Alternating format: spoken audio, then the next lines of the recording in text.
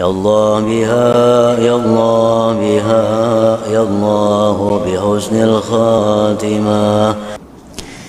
Ada yang sangat menarik dari tautan janji Rasulullah SAW berdasar petunjuk Allah Subhanahu wa Ta'ala yang diberikan spesial terkait sandingan ini dengan amal ibadah yang ditunaikan di bulan Ramadan saja.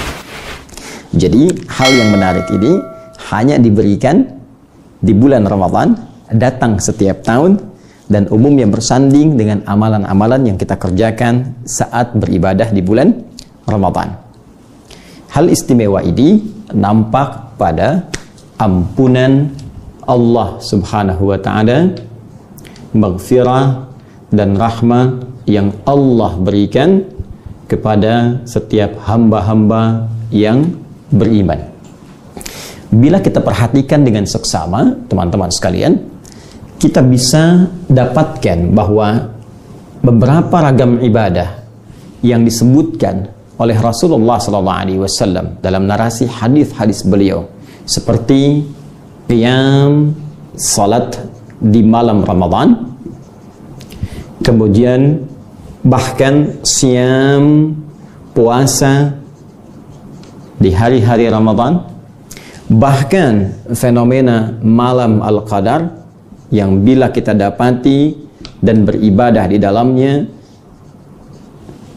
sangat menarik, bahwa salat malam yang kita tunaikan di malam-malam Ramadan, puasa siam yang kita tunaikan di siang Ramadan, fajar sampai dengan ke maghrib, kemudian bahkan bila bertepatan ibadah kita dengan malam Al-Qadar, kesemuanya ini tidak lepas dengan sandingan maghfirah, ampunan yang Allah berikan kepada hamba-hambanya yang beriman.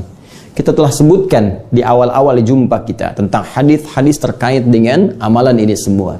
Man qama ramadhana imanan wa ihtisaban ghufira lahu ma taqaddama min dhanbi.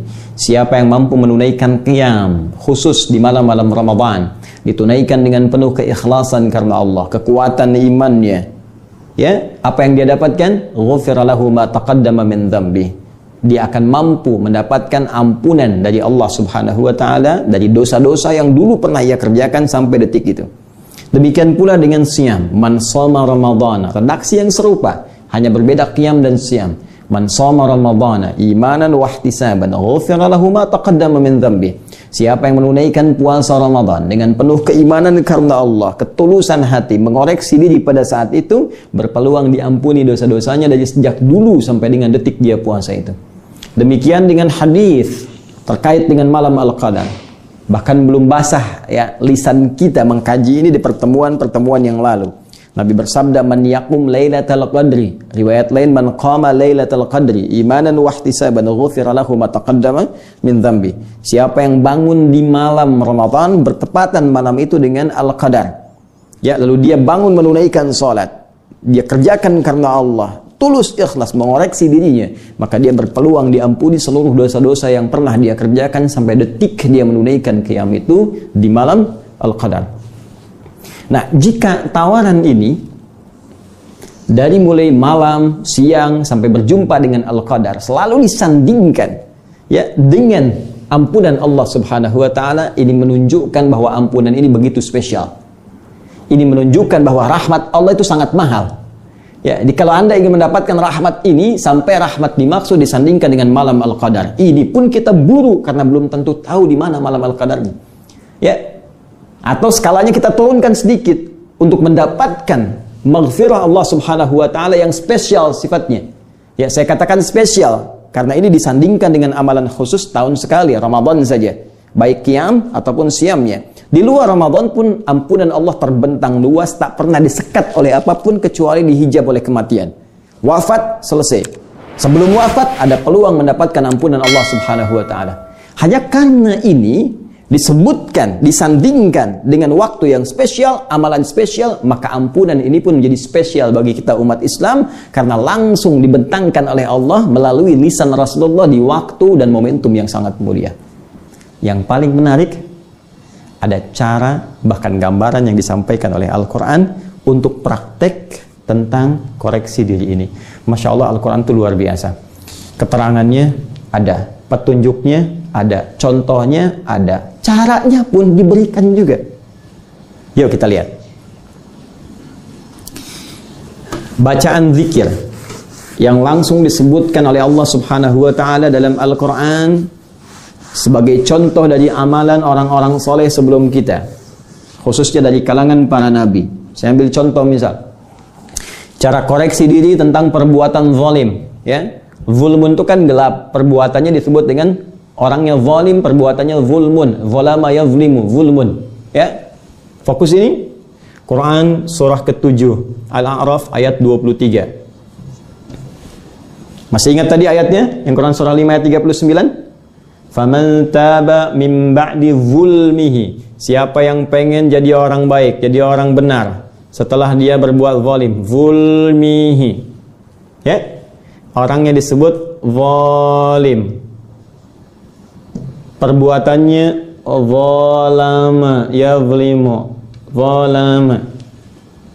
Kalau Anda ingin mengakui begini, ya Allah saya berbuat zalim, maka Anda katakan ya Allah zalamtu. Ya, kalau Anda ingin memohon rahmat Allah, ya Allah, Engkau yang merawat saya, Engkau yang menghidupkan saya, Engkau yang mewafatkan saya, Engkau yang menyembuhkan saat sakit, ya Allah, segalanya bersumber darimu. Maka kalaupun saya salah, Engkau pasti akan mengampuni dosa saya. Anda sebut sifat Allah dengan rububiyahnya, perawatannya, maka Anda katakan Rabbana. Karena itu dalam doa kita sering menyebutkan Rabbana, Rabbana, Rabbana, Rabbana, Rabbana atina fid dunya hasanah dan seterusnya.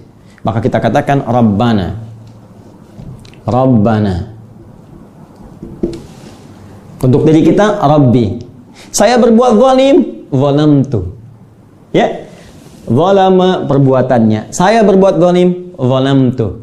Baik, tapi di rumah kan bukan sendirian. Kalau Anda anak, pasti ada ayah, ada ibu. Di mana ada anak ingin masuk surga sendirian, sementara ayah ibunya nggak ikut, pasti pengen bawa ayah ibunya. Kalau Anda orang tua, pasti pengen melibatkan anak-anaknya. Kalau Anda suami, pasti pengen istri juga ikut. Intinya, nggak mungkin kita masuk surga sendirian. Surga terlalu luas untuk kita sendiri. Ya, kita ingin ikutkan yang lain.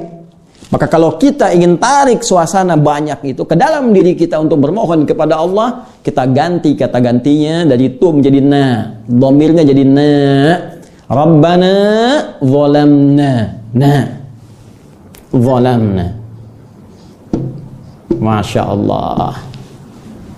Perhatikan Nabi Adam alaihissalam, kakek moyang kita, betapa berfikir sayang pada setiap anak cucunya. Ketika beliau diberikan ujian oleh Allah Subhanahu wa taala, dilatih untuk memberikan petunjuk kepada anak cucunya. Kalau beliau kan nabi, nabi sifatnya maksum, ketika turun ke dunia jadi nabi. Ketika dicipta di akhirat diberikan ujian sebagai petunjuk kepada anak cucunya. Ini pekerjaanmu, ini larangannya, ini musuhnya. Ya, turun kamu ke muka bumi, berikan petunjuk kepada anak-anakmu.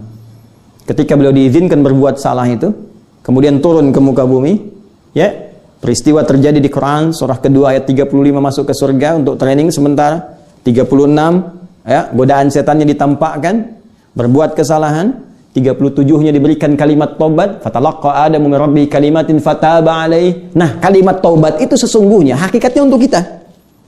Ya, karena Nabi Adam itu nabi, kembali kepada Allah minta pasti diampuni, sifatnya kemudian maksum, tapi kita kan bukan nabi. Karena itu peristiwa dari Nabi Adam itu diberikan petunjuk kepada anak cucunya supaya kalau salah nanti seperti ini cara istighfarnya. Seperti ini cara kembalinya. Ya. Bagaimana caranya? Saking sayangnya Adam alaihissalam, beliau tidak mengatakan, padahal bisa beliau katakan begini, Rabbana zalamtu nafsi. Aku salah ya Allah. Istriku pun salah. Ya. Tapi beliau melihat peluang, boleh jadi akan ada anak cucuku terjebak oleh setan. Karena anak cucuku pun ketika turun nanti dari keturunan Adam alaihissalam, setan sudah berjanji akan menggoda mereka tanpa kecuali. Maka Adam katakan, Rabbana zalamna anfusana. Ya Allah, ya Tuhan kami, Engkau yang merawat kami, menyayangi kami, menjanjikan surga kepada kami, menjanjikan kalau sakit disembuhkan, kalau salah dimaafkan, kalau dosa diampuni. Zalamna anfusana, kami mengakui kami sering berbuat zalim, kami banyak salahnya ya Allah. Ya, saya salah, ayah saya salah, ibu saya salah, istri saya salah, suami salah, anak-anak salah, teman-teman salah ya Allah.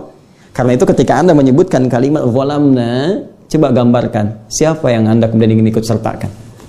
Apakah ayahanda, ibunda, istri, anak-anak, ya, adik kakak kita? Masukkan di situ. Zalamna anfusana. Ketika menyebut kalimat anfus, zalamna anfusana. Anfusana.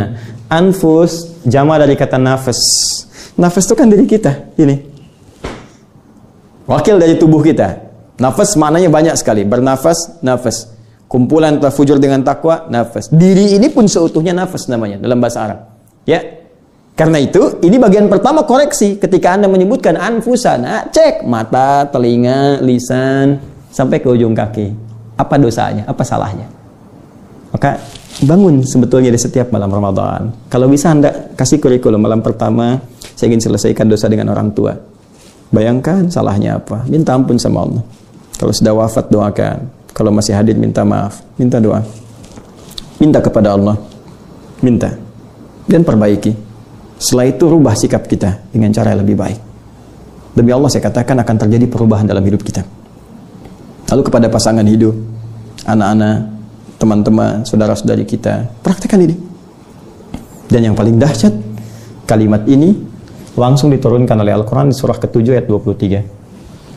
Paling kanan sebelah atas di mushaf. Rabbana zalamna anfusana wa illam taghfir lana wa tarhamna lanakunanna minal khasirin. Ya Allah, hanya Engkau yang mampu mengampuni dosa kami. Kalau enggak Engkau ampuni ya Allah.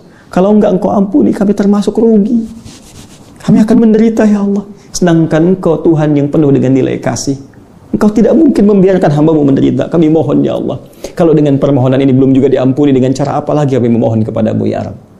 Ya. Ini di antara cara-cara yang sangat menarik.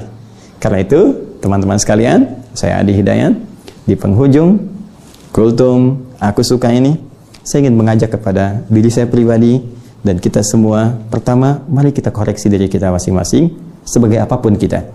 Apakah di keluarga anak, suami, istri, ayah, ibu, kakek, nenek, saudara, saudari, atau dalam konteks yang lebih luas, dengan passion kita, ustadzkah, pejabatkah, rakyatkah, pedagangkah, pengusahakah? Lihat diri kita, koreksi. Karena mustahil ada manusia yang sempurna. Jangan pernah mencela pelaku maksiat yang ingin bertobat. Karena mereka lebih dicintai oleh Allah Subhanahu wa Ta'ala dibandingkan dengan orang soleh yang tidak pernah merasa salah. Karena itu, waktu terbaik bagi kita saat Ramadan ini untuk bermohon, gunakan zikir terbaik yang dicontohkan Al-Quran untuk merasakan keadaan diri kita, dan kembali kepada Allah sebelum kematian menjemput kita.